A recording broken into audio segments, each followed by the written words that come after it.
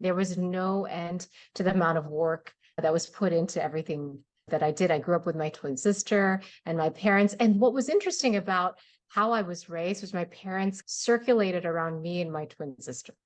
They did everything for us.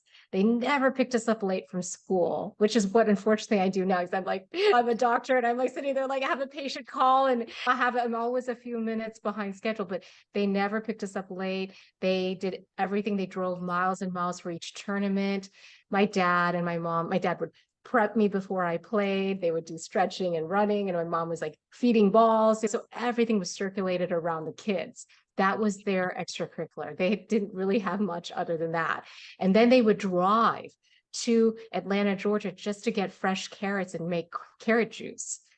It was insane. It was just everything was about nutrition and hard work and health and perfection and spirituality. So everything was circulated around us and our performance. So my twin sister and I were always expected to perform at the highest level. And then when we heard about Rick, and at one time I got this letter from him and his academy in the mail. There was no internet. They had no problem with driving. My mom would drive overnight because it would go from Georgia all the way to Fort Lauderdale in Florida. And he's in Boca right now, but in South Florida, so we'd drive. And so there's just this whole intensity component that I was raised in.